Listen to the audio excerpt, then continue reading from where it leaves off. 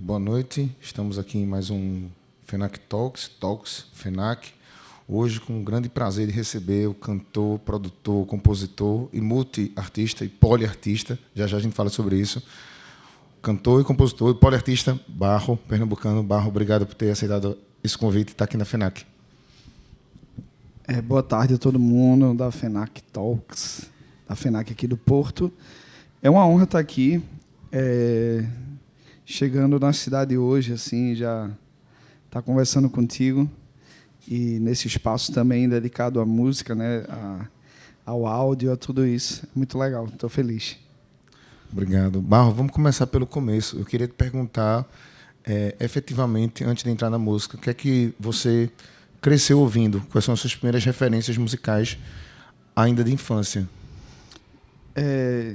Eu acho que tinha uma realidade assim meio, talvez, um pouco paralela, né, do que a gente vive hoje, porque eu vivi a chegada da internet, assim. Então, eu vivi um momento onde não existia o que hoje é a maior fonte de pesquisa e consumo de música, né? Então, espontaneamente, eu gostava da rádio, né? Eu venho de Recife, em Pernambuco, deitado.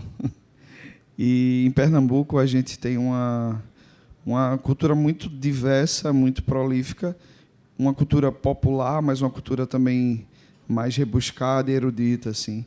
E a rádio toca um pouco disso tudo, assim. Então, eu cresci ouvindo muito isso, e a música pop mundial que passava ali, a MPB que passava ali, o rock brasileiro também, que tinha um certo espaço legal na época. Então, cresci um pouco assim, como uma criança muito radiofônica. E meu pai gosta muito de música, assim, chegou a compor 1 ou 2 músicas. É matemático, não tem nada a ver, de fato, com o trabalho na música ou meio musical, mas era um que gostava. Então, tive um pouco uma universidade assim caseira da cultura nordestina e da MPB, né? Então, essa coisa da cultura do Nordeste, né, dos repentistas, emboladores, o forró, Luiz Gonzaga, Jackson do Pandeiro. E também, sobretudo, eu falo que a segunda religião da minha casa era Alceu Valença. Então, meu pai amava Alceu e tinha tipo 15 discos. Então, muito da obra de Alceu eu conheci, né, por osmose, assim, né? Entrava no carro, a gente ia de férias, ia para a praia, ia fazer qualquer coisa, botava a cassete ali no carro e ia ouvindo. Então, eu cresci ouvindo esse tipo de coisa, né? E foi a minha primeira formação. E o mais irônico, assim, é que hoje eu acho que eu termino tendo uma adesão muito maior a isso que eu cresci ouvindo do que o que eu passei a ouvir na adolescência. Evidentemente que isso me influencia e muda meu som, mas, essencialmente, eu acho que eu sou muito mais o que eu cresci ouvindo do que eu passei a ouvir depois, assim. Que já ia ser outra pergunta que eu ia te fazer, né? Porque tem aquilo que você escuta espontaneamente os seus pais e o momento que você começa a ter o seu próprio gosto, né? Quero ouvir isso, quero ouvir aquilo. E tem outra pergunta também, que é: qual o momento, a partir dessas audições, que você entrou na música? Tua família tem músicos, ou, de fato, como é que veio essa curiosidade, esse desejo de fato, fazer música, aprender instrumento e coisa do tipo? Foi. Eu sempre gostei muito de música, assim, então, tipo, de dançar, dessa coisa que a música promove, assim, eu sempre curti, sempre tive vontade de cantar, de tocar um instrumento, então isso era algo muito meu, assim. Mas eu gostava muito de dançar, assim, eu criança, né? Então tinha muito essa onda. E aí, eu ainda, nos 12, 13 anos, assim, era muito forte no Brasil esse aspecto de você ter dinheiro para ter acesso aos CDs, assim. Então tinha um universo ali musical um pouco restrito, né, da minha família, mas meu pai não era um que comprava muito disco e discos atuais e tal. Então sempre que tinha um aniversário na casa de um amigo dele, eu ia. Então era a chance de começar a folhear aqueles discos que estavam ali. Ou um tio meu que era mais jovem e comprava coisas assim. E tem um aspecto interessante que às vezes eu falo, o Caio Braz, né, que é apresentador e comunicador. Eu sou muito amigo da irmã dele, Pérola. E aí a família dela tinha muitos discos, assim. Então, os pais, né, e a mãe, Lucinha, eu acho que foi um pouco uma biblioteca, assim, uma discopédia para mim. Então, eu ia lá e pegava um disco, e aí na outra semana eu devolvia e pegava outro. Então, no começo, teve muito essa coisa de você realmente buscar, né? E aí, quando chegou a internet, para mim, foi tipo realmente uma abertura de caixa de Pandora, onde a curiosidade, né, que eu sempre tive, não tinha mais limite, assim. E eu acho que é um momento muito diferente do atual, onde a gente tem acesso a tudo e banaliza, né, o valor da informação, assim. E para mim foi tipo, caramba, agora eu posso descobrir música de qualquer lugar do mundo, eu posso ir atrás, isso está aqui na minha mão, assim. E eu, muito novinho, assim, minha mãe tentou, assim, meio forçadamente, arrumar um jeito de eu entrar no conservatório lá em Pernambuco. E, assim, foi meio frustrante as experiências iniciais, assim. Eu cheguei a tocar 1 ano de violino e depois não gostei, queria bateria e também não deu certo, porque eu acho que a metodologia não era muito apta, assim, para criança, né? E aí, com uns 12 anos, assim, na rua, tinha uma menina que tinha um professor. Ela falou, pô, o professor é legal e tal. Eu convenci meus pais. Ela pegou um violão emprestado de uma amiga dela, que era um Giannini, assim, tranquilo. Bem pequenininho, assim, que não era de criança, mas bem reduzido. E aí foi quando eu, tipo, era um professor massa, assim. Então, com 1 semana, 2, eu já estava tocando algumas músicas, né? E ali foi, tipo, aí eu comecei, foi bem rápido, assim. Então, 6 meses eu, não, quero tocar para mim. Aí, mais 6 meses eu, pô, quero tocar para meus amigos. Dá mais 6 meses eu, pô, quero ter uma banda. Então, assim, com 13, 14 anos eu já estava com banda e começando a atuar, assim. Teve um concurso no colégio de compositor e tal. Aí eu fiz uma música com 14 anos, assim, aí ganhei o concurso. E aí eu tive a primeira também sensação dessa coisa que a música promove, para além da música, né, a conexão com as pessoas, né? Então, tipo, sei lá, tinha um churrasco do colégio, uma festa assim, e aí o pessoal, pô, toca aquela tua música. Então, tinha um aspecto social também de tipo, pô, tu deixava de ser o cara que jogava mais ou menos bem futebol, ou jogava... E socializava com a música. E socializava, né? Tinha um momentinho ali que eu podia dar uma contribuição e também, né, gerar uma mudança naquele ambiente a partir de algo que eu fiz, que, pô, vamos cantar aquilo. Então, isso, pô, foi algo que me conectou, assim, para a música. Então, meu começo dos interesses foi muito nessa onda. E daí de começar até gravar o primeiro disco, porque normalmente o primeiro disco não é pensado para ser o primeiro disco. O que é que eu quero dizer com isso? Você é um apanhado de tudo que você já fez, tá entendendo? Não Sim. É como o segundo, né? O segundo disco já é uma coisa assim, fiz o primeiro, agora eu vou fazer as composições. Como é que foi o processo de criação do primeiro disco, né? E digo em vários aspectos, seja no aspecto visual da capa, seja no título do disco, seja na escolha do repertório, percebe? Eu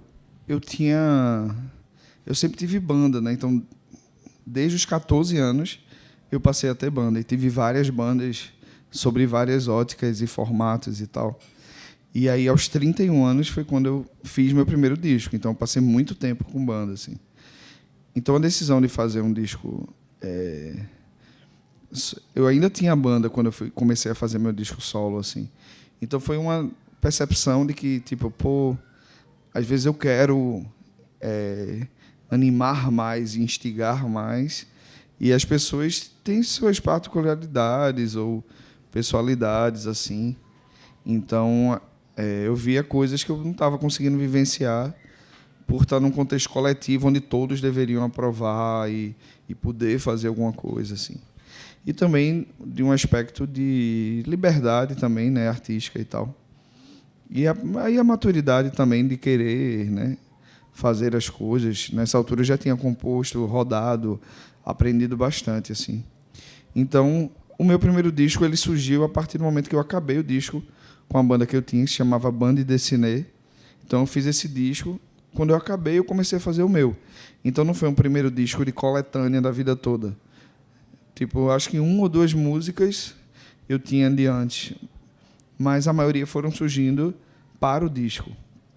Lógico que eu já tinha um universo, tinha um desejo de coisas que eu queria trabalhar, mas eu também tinha uma percepção de que eu gosto que a música seja quente, assim, que ela surja daqueles momentos ali, não queria pegar uma música minha que eu achava boa e eu fiz com 18 anos, assim. Então foram músicas daquele recorte temporal também, o que traz um calor assim para o início da carreira, né? Não foi algo do passado assim. Então fui compondo esse disco, né, com o que eu estava fazendo e tinha uma coisa talvez de conectar tudo que eu tinha feito até então, né? Então eu já tive uma banda de forró por vários anos. Tipo, a guitarra que eu toco hoje no palco é uma guitarra que surgiu ganhando dinheiro tocando forró, né? Os pedais que eu uso. Então, e nesse disco tem uma presença forte da música nordestina. Na banda Dessinei eu já tinha essa coisa de compor em outros idiomas, que foi uma coisa que eu exercitei com essa banda. E eu peguei esse traço e tentei colocar dentro de um novo universo no primeiro disco, Miocárdio. Então eu fui tentando conectar coisas que compunham um pouco o meu universo e colocar isso tudo dentro dessa primeira experiência, assim. E uma coisa que me chama a atenção é o aspecto visual, né, dos teus trabalhos, seja do primeiro, do segundo, do terceiro. Mas eu quero falar especificamente desse primeiro, que foi o que eu conheci, e tem um título chamativo também, Miocárdio. Eu lembro que o Moraes Moreira é um artista que eu gosto bastante. Ele morreu de um infarto no miocárdio, sabe? Sim. Quer dizer, é representativa essa lógica, mas eu queria que tu falasse um pouco sobre como surgiu o projeto gráfico da capa, né? Como surgiu o título do disco e se eventualmente tu pensou também na estética da narrativa. Por exemplo, a ordem das faixas, sabe? Percebe o que eu estou dizendo? Aquilo como um instrumento corrido. Como é que foi esse processo do primeiro disco, especificamente? O nome Miocárdio veio de uma ideia meio simples, assim. Eu gosto de nomes pequenos que sintetizam coisas, né? Meu processo de composição e tal, ele vem muito desse lugar de pensar e chegar em uma coisa fácil e curta que consiga sintetizar uma energia ou algo forte, assim. E aí fiquei ali pensando e confabulando e tal, e veio essa ideia do miocárdio, que é um nome meio também bem global, né? Eu acho que em quase todos os idiomas se entende o que quer dizer. E só um joguinho de palavra também, de ser meu coração, né? Então, tipo, eu que já tinha tido tantas bandas assim durante tanto tempo, era a primeira vez que estava em primeira pessoa falando sobre a minha pessoalidade, assim, a minha individualidade, o que eu tinha para aportar também, assim. Então esse nome veio disso. E uma amiga de Recife, né, Ana Garcia, que tem o festival Coquetel Molotov, ela estava comigo assim fazendo assessoria e acompanhando um pouco o começo. E aí ela sugeriu o artista Laurindo Feliciano, que ele é mineiro e é radicado em Paris, assim. Então é um cara que tem uma carreira muito bonita, assim, prolífica, e já fez coisas. Ele já fez ilustração para o Le Monde, enfim, fez várias identidades visuais de marcas importantes. Enfim, é um cara fantástico, assim, ilustrador. E tinha essa coisa da colagem, né, na arte dele. E aí eu tinha um pouco isso no primeiro disco, né, desse aspecto da colagem, do sample, de ter esse tipo de textura musical, né? E achei que era uma conversa boa. E aí a gente teve uma reunião e foi uma troca muito bonita, assim. E ele percebeu esse traço, tipo, meio da cultura nordestina familiar, né? Sendo mineiro, radicado na França, mas tinha uma sensibilidade, né? Então, no Nordeste tem um tipo de arte que era uma fotografia que o pessoal coloria em cima. Então, era uma fotografia em preto e branco que ganhava cor pela intervenção, assim. Isso era muito comum, né? E aí ele achou esse tipo de coisa, esse tipo de estética, e falou, pô, eu pensei isso para a tua capa. E aí fomos eu e minha irmã, né, para um estúdio, nos fotografamos, e ele recortou essas imagens da gente e começou a pintar em cima e fazer várias intervenções. E aí surgiu a estética visual desse disco. E foi uma estética que chamou atenção na época, assim. Acho que é uma capa muito icônica. Eu até tatuei aqui no braço. Eu comprei o disco na altura pela capa. Sim. Muita gente lembra dessa capa, assim. E eu terminei tatuando essa mãozinha com o coração, né, com o miocárdio. E ele foi meio que juntando, né? Ele achou um farolzinho de Recife que fica do lado do Marco Zero das esculturas de Brennand, assim, no centro de Recife, que eu até então nem prestava atenção. E eu terminei gravando um vídeo dentro desse farol ali que tem que ir de barco e tal. Então foi um trabalho visual assim muito muito bonito, né, que rendeu muita coisa. E é uma das chances também, né, de conectar a minha música com um cara que eu admiro tanto assim até hoje, que é Laurindo Feliciano.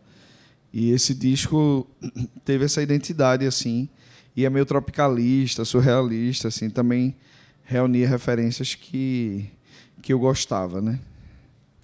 E isso pode ser uma música desse primeiro disco? Pode.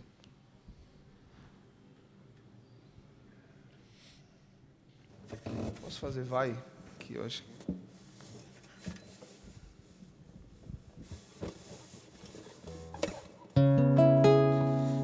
Já que a gente estava falando dele, né? É uma música. Foi a primeira música que eu lancei, o primeiro single, né? E aí eu acho que abriu também um portal legal assim para conversar com muita gente. E o nome da música é Vai.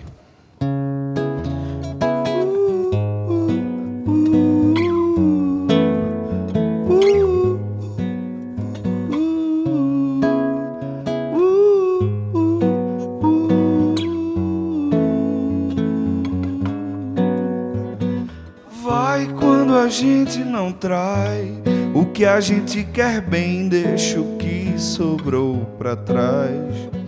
Vai, duas vidas a mais te fizeram capaz de ferir tua visão. Vai quando a gente não vem, leva sempre um porém dentro do teu coração. Vai, duas vidas a mais, outra gente não tem, não me perco nesse chão que se desfaz e a gente vai atrás e te desmai e tudo se refaz. Vai quando a gente não vem, leva sempre um porém dentro do teu coração. Vai, duas vidas a mais, outra gente não tem, não me perco nesse chão que se desfaz e a gente vai atrás e te desmais e tudo se refaz. Vai quando a gente não vem, leva sempre um porém dentro do teu coração. Vai, duas vidas a mais, outra gente não tem, não me perco nesse chão que se desfaz e a gente vai atrás e te desmais e tudo se refaz e tudo se refaz e tudo se refaz.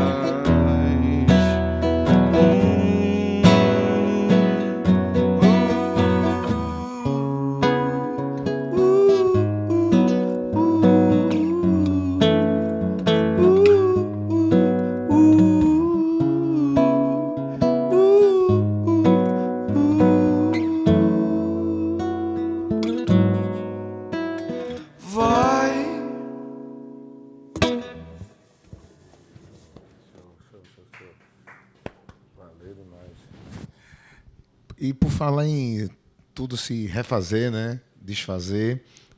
Depois que você termina o primeiro disco, acho que tu entra numa numa fase mais madura, né? O segundo disco solo você já entende o que é a carreira sozinha, mas também começam a aparecer questões, olhando para a tua carreira, que são paralelas ao processo, ou seja, produzir, compor, sabe? Então eu queria que tu explicasse um pouco como esse processo de composição, muita gente já te gravou, né? O Lenine, a Mariana Aidar. Como é que funciona isso? Essas pessoas te ligam e pedem uma música, ou tu faz a música e pensa assim, pô, eu acho que vai ficar bom na voz dessa pessoa. Como é esse exercício de ser o compositor, não necessariamente o cantautor Sim, sim. da música? Eu sempre vi esse aspecto da... Eu, de certa maneira, né, eu já tive bandas que tinham a banda Ciné, por exemplo, que é um trabalho anterior, que a gente teve 2 discos, tinha uma cantora. Então, eu compunha tudo e, às vezes, eu cantei pouco dessa banda, né? Era muito mais uma voz feminina a cantar, assim.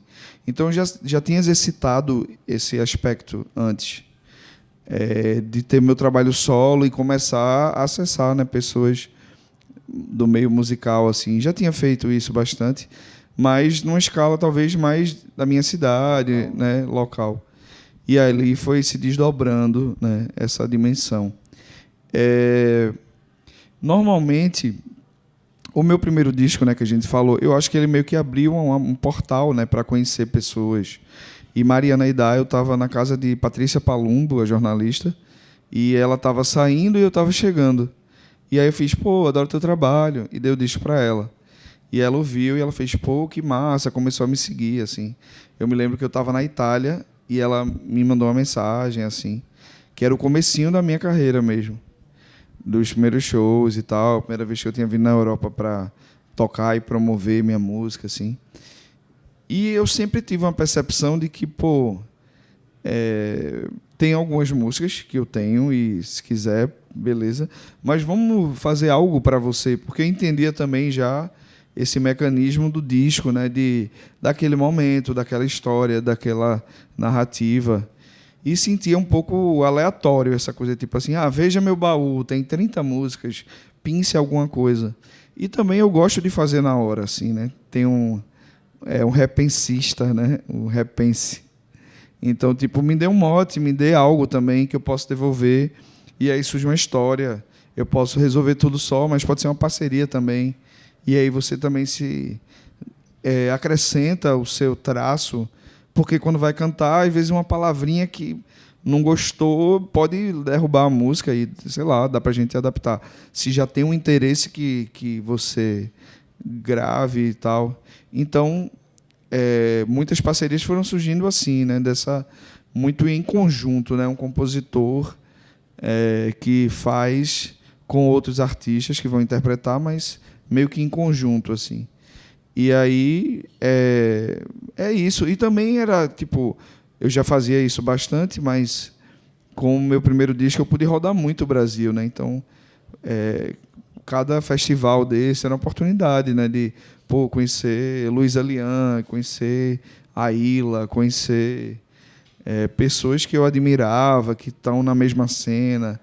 E era natural para mim, assim, vamos fazer uma música, Felipe Cordeiro. Então foi surgindo muita coisa, né, desse aspecto, né? E quando essas pessoas gravam as tuas canções e a canção está pronta, certamente elas te enviam antes de publicar, Sim. Né? E aí tu escuta. O que tu gosta, tu diz, ok, mas já teve alguma que tu dissesse assim, não precisa citar a música, mas já aconteceu o caso de tu dizer, poxa, eu não tinha pensado bem nisso, sabe?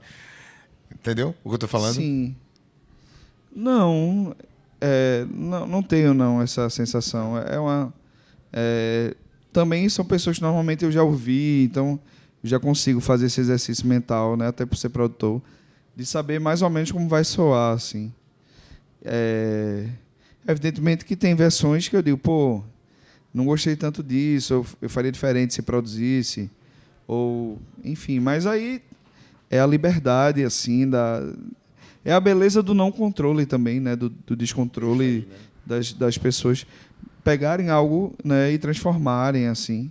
Mas eu pessoalmente eu gosto muito de todas, assim, acho que fico bem feliz, assim. Na verdade, eu sempre procuro pensar também de um ponto de vista muito básico, né, tipo, essencialmente, foi algo que algum dia me ocorreu, eu registrei aquilo, e alguém, às vezes, sei lá, do outro estado, do outro que está morando em outro continente, vai querer gravar, e, tipo, isso já é mágico por si só, assim. Então, cada, né, momento desse eu acho bem legal, assim. Tem um aspecto interessante, que é o fato de, tipo, eu conversar com pessoas de também gerações diferentes, assim. Então, hoje, né, em 2025, eu produzo muita gente também. Então, meio que para a galera 30 a mais, eu sou meio que um compositor até formal, assim. Um compositor como um compositor mesmo. E para a galera 30 a menos, eu sou mais produtor. E também uma geração diferente. Então, eu tenho composto muito com a galera que tem menos de 30 anos, fazendo uma base, criando um clima, dando uma ideia, já com a sonoridade, mais um lugar de produtor, compositor. E com a galera 30 a mais, eu exerço mais fazer a melodia, fazer a letra e tal. Então é engraçado que tem algumas composições que surgiram em parceria com o Ana, com Joyce Alane, que foram composições que surgiram meio tipo no computador, numa sessão. Então eu dou uma vibe musical, um clima, uma melodia, e aí vem essas novas cantoras e compositoras incríveis e já fazem uma letra, porque vai ter a cara delas, vai ser a palavra que ela quer usar e tal. E às vezes nem vai ficar legal o que eu propor, porque a identidade artística delas vem muito dessa canetada, né, particular. E a galera, tipo, e sei lá, no mês passado, vai sair, né, agora em maio, uma música que eu fiz para Mariana Aidar, com uma parceira de Salvador, que é indie, da Bahia, que é meio isso, né? Tipo, aí já é eu chegar e trazer harmonia, letra, tudo muito dentro de um âmbito mais normal de composição, e chegar com a narrativa e tal, e manda e tipo, incrível. Então é engraçado, assim, que hoje tem músicas, eu tenho muita música já composta, assim, né? No Spotify, nesse momento são 122, né? Entre as que eu gravei e que outras pessoas gravaram. É muita música. E aí é interessante, assim, porque, tipo, algumas foi, tipo, pô, eu fiz uma letra danada e tal. Outras não, eu dei um caminho ali musical, uma ideia mais musical, de sequência, de climas, de proposta, e menos da letra. Então é um lugar, às vezes, de uma menor participação, do ponto de vista formal, mas que dá muito a cara da música, né? Então, e também é um jeito novo de compor, que vem dessa coisa meio do hip hop, do estúdio, do computador, numa sessão de estúdio, que não é um violão no seu quarto, na sua casa, sabe? Então, eu acho que mostra um pouco esses vários lados, né, que a música hoje permite se fazer música. Posso te pedir uma dessas músicas? Pode. Qual? Você escolhe. Tá, vou ver aqui.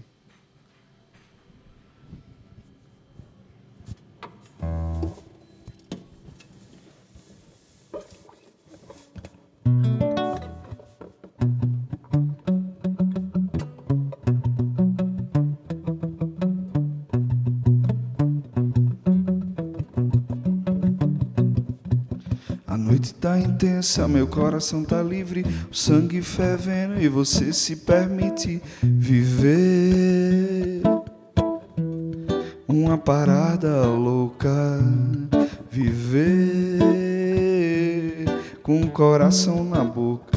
A noite tá intensa, meu coração tá livre, o sangue fervendo e você se permite viver uma parada louca, viver com o coração na boca.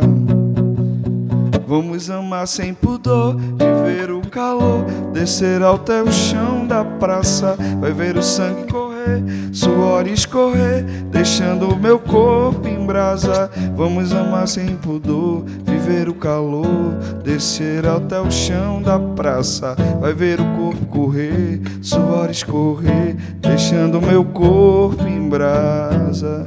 E viver uma parada louca e viver com o coração na boca e viver uma parada louca e viver com o coração na boca. Vamos amar sem pudor, viver o calor, descer até o chão da praça. Vai ver o corpo tremer, suor escorrer, deixando o meu corpo em brasa. Vamos amar sem pudor, viver o calor, descer até o chão da praça. Vai ver o corpo tremer, suor escorrer, deixando o meu corpo em brasa. E viver uma parada louca e viver com o coração na boca. Viver uma parada louca e viver com o coração na boca.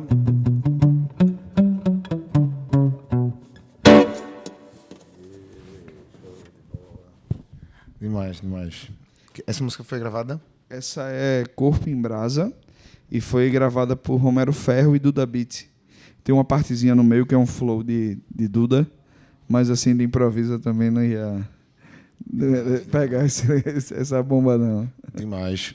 Cara, que massa. Eu ouvi... Cantei bem espontâneo, assim, até errei um pouco, desculpa as pessoas do podcast, mas, enfim, fazia um tempão. Mas acho que é uma música significativa, assim, dessas parcerias, né? Então, era Duda no comecinho da carreira, Romero Ferro também no comecinho. E eles precisavam de uma música para fazer a união dos dois. Eu mandei, eles, pô, é essa. Duda ainda veio, colocou uns versos. Romero ajudou também na formatação da estrofe, assim. E ficou uma parceria dos três, mas que era uma música que eu tinha feito para outra pessoa que não queria gravar, assim, não tinha intenção de gravar naquele momento. E que funcionou para, né, abrir esse portal dos dois, assim. Então a composição materializa não só uma música, mas também parceria, encontro, né, atravessamentos, assim. Isso é muito massa. Por falar em ser massa, uma das coisas que chama atenção assim, no teu trabalho é a parte visual. Não só do primeiro disco, mas do segundo também. E agora, recentemente, do terceiro. Né? Essa semana que passou, por acaso, foi o dia da língua portuguesa. E a gente está aqui falando sobre língua em Portugal, né? Aquilo que nos une, mas também aquilo que às vezes nos separa, né? Porque a língua tem essa união, mas também é pela língua que você pode se separar, é pela fala que você cria a lógica da separação. Como é que surgiu, né, esse conceito para o disco novo, especificamente? O visual, né? O vermelho predominantemente ali, as cores quentes e tal. E como é que foi também? Tem várias participações, seja no segundo disco, mas no terceiro, especialmente, a participação do Chico César, que acaba sendo, né, uma participação de peso. Como é que foi o conceito do disco Língua? Como é que surgiu? E como é que foi também esse duo com o Chico César? Esse disco, assim, terminou que existe um sentimento também de trilogia, né? Tipo, Miocárdio, Somos, Língua, né? São 3 nomes, assim, com muita síntese.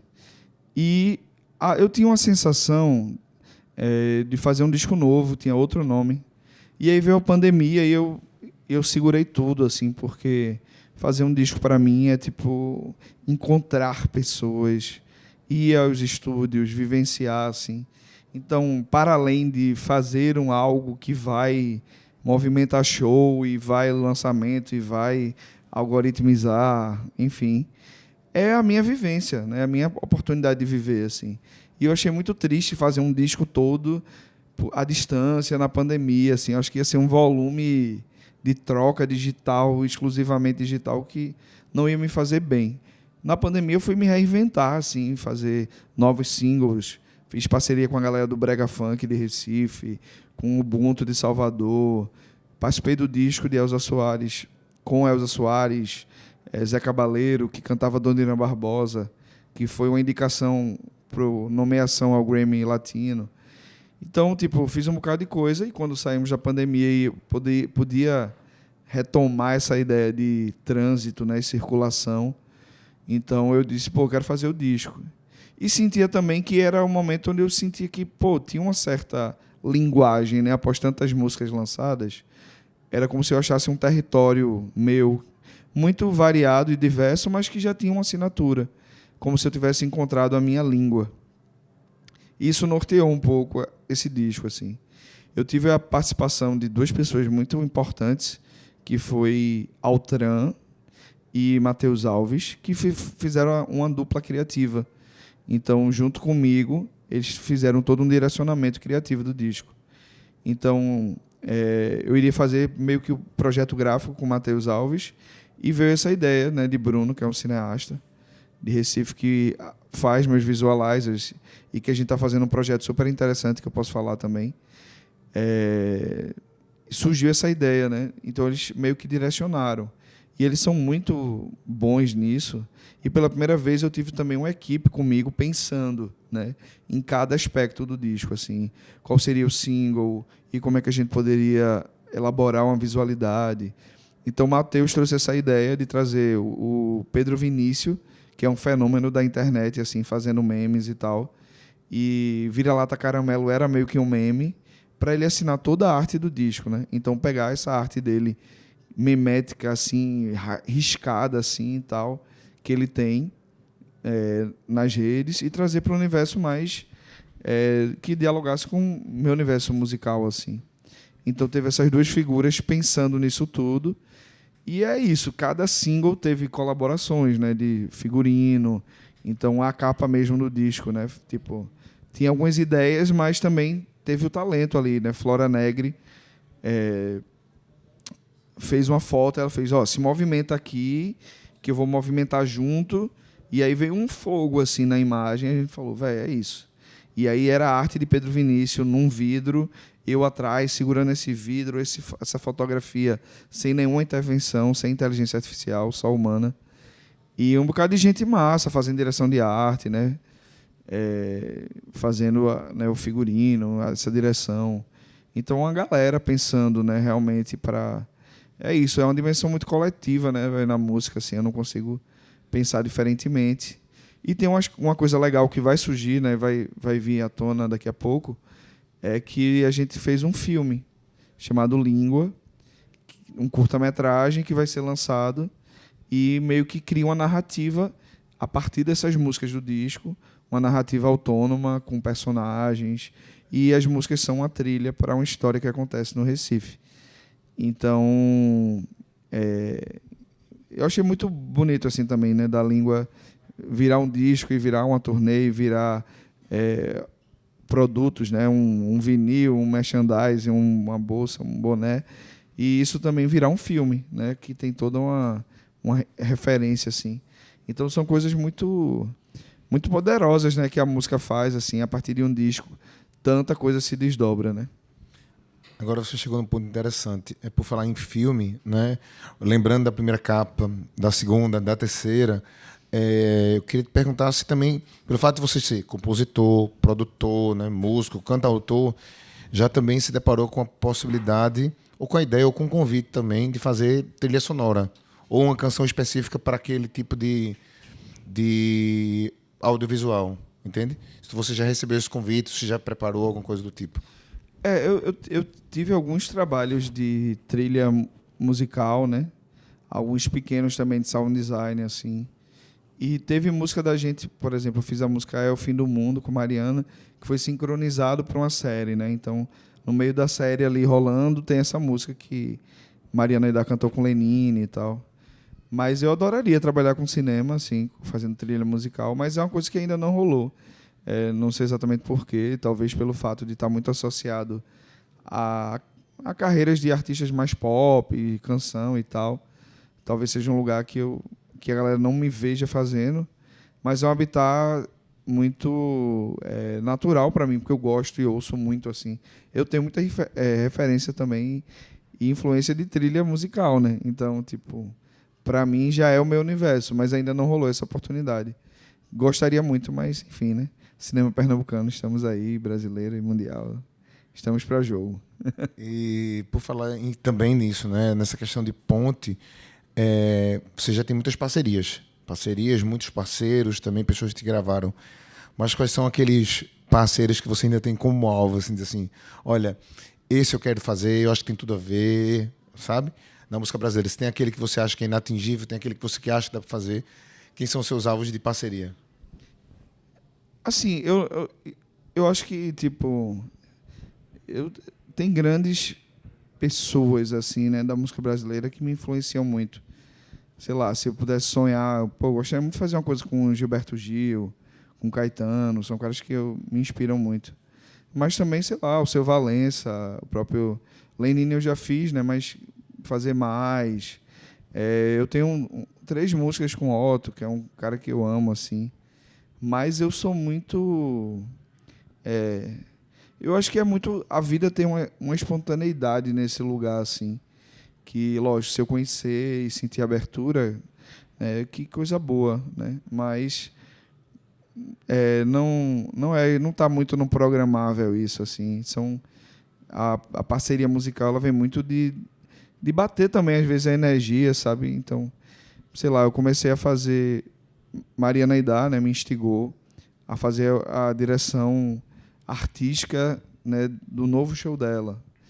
Isso foi algo que veio a partir dessa direção criativa com Matheus e Altran do meu próprio disco. E aí eu conheci Dan Mendes, né, quando eu estava com Raquel Reis, em 2023, no Latin Grammy, e Dan Mendes trabalha com João Gomes. Né? Então, nesse último projeto de João Gomes com Mestrinho e JP, eu me juntei a Matheus Alves e Altran para a gente fazer a direção criativa. Então a gente escolheu o nome, a ideia, o conceito. Matheus fez essa identidade visual dos sóis que se encontram e tal. Então, não foi nada muito pensado, mas assim, sei lá, por fazer com Mariana, me abriu uma conversa com o Dan, que quando eu vi, eu estava num call com o João Gomes, conversando e trazendo a ideia com os meus amigos que trabalharam no meu disco para um universo diferente do meu, o universo de João Gomes, com outra dimensão de público, né, e grandiosidade, assim. São surpresas, né, da música e tipo, Dan fez, porra, me ajuda a fazer o texto desse negócio e eu fiz jornalismo, mas eu nunca quis trabalhar com jornalismo e me vi esse mês aqui, sei lá, chegando para fazer uma turnê europeia e terminando um texto sobre o Dominguinho, né, que é o projeto deles novo. Sei lá, eu sou muito... Eu tenho como negar isso, sabe? Eu tenho como negar estar próximo de caras como Mestrinho, JP e João Gomes, que eu admiro tanto. Não. Então, foi um presente da música, né? Mas é isso. Talvez... mas eu acho que eu tenho isso, sabe? Esses artistas que eu amo, assim, eu queria poder também trazer alguma coisa, porque eu conheço tanto, né? Eu acho que com Mariana Aidar foi muito isso, né? De tanto gostar da arte dela, ela viu que era alguém também que, tipo, tinha uma instigação para trazer para ela, né? Mas, sei lá, tipo, Marisa Monte, tipo, cresci ouvindo aqueles discos, aquelas texturas. Amaria poder ter a oportunidade de trabalhar com ela. Caetano, Gil, Alceu. Enfim, são pessoas que me formaram musicalmente, né? Se eu estou aqui é porque essas pessoas existiram e eu amaria ter a chance, né, de estar perto dos ídolos assim. Mas eu também eu sou muito feliz também de tipo estar conectado com pessoas de 25 anos de Recife que estão começando suas carreiras e, pô, a própria Raquel Reis, que é uma parceria que já vai para o 2º disco, né, desde 2019 que a gente trabalha junto. E isso dá uma imensa felicidade assim também, sabe, participar do que tá para vir, sabe, o que tá para surgir assim. Se eu fosse indicado como produtor ao Grammy, eu também ficaria muito feliz. Eu ficaria muito feliz. Mas, por falar em presente, você falou de presente. Barro, obrigado pelo presente estar aqui conosco. Estamos chegando ao fim, né, desse papo, mas obrigado por esse presente, por essa conversa. Espero que todo mundo que assista também curta esse papo. Eu queria te pedir para a gente encerrar com uma música desse disco mais recente, né, para poder ilustrar um pouco do que a gente está falando. Eu terminei sem falar, então eu tive a honra nesse disco de cantar com Chico César e aí teve a intervenção hoje de manhã do seu filho também que gosta da música, então vou fazer Vira-Lata Caramelo, que eu acho que tem mais a ver para esse momento.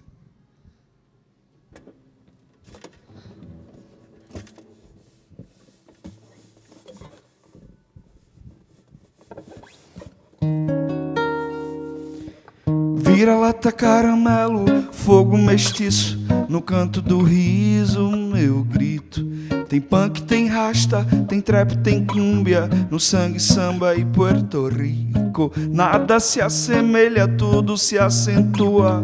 Boca da noite, olho da rua, sumo do subúrbio, seiva da favela. A força em sua forma mais bela, margem comprimindo margem.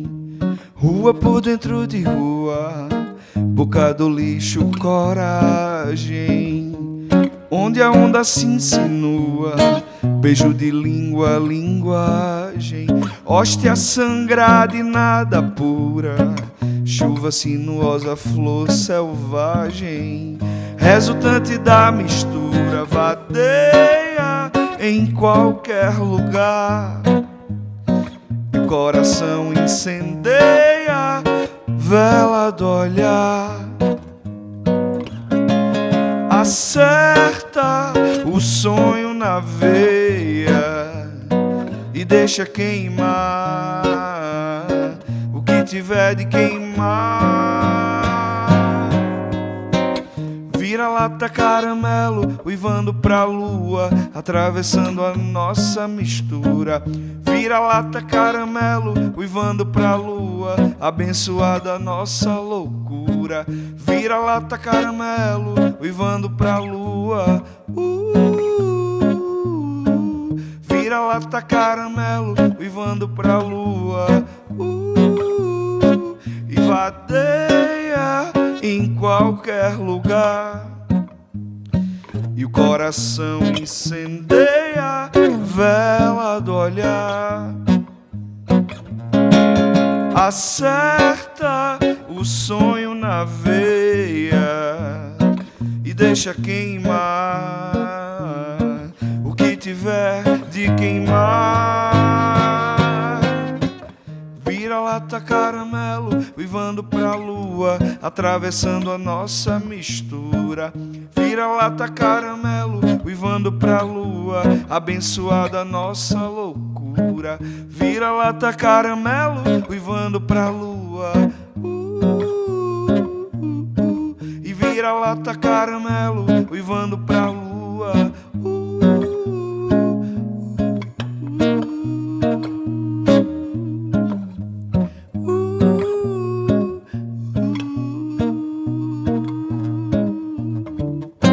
Abençoada nossa loucura. Marro, obrigado mais uma vez. E pronto, é isso, obrigado. Obrigado também a vocês, foi massa estar aqui. Um cheiro a todo mundo que está ouvindo também depois no podcast, no vídeo. E é isso, valeu, FENAC. Estou bem emocionado de estar aqui também com você. Valeu, Ivan, pelo convite, foi massa.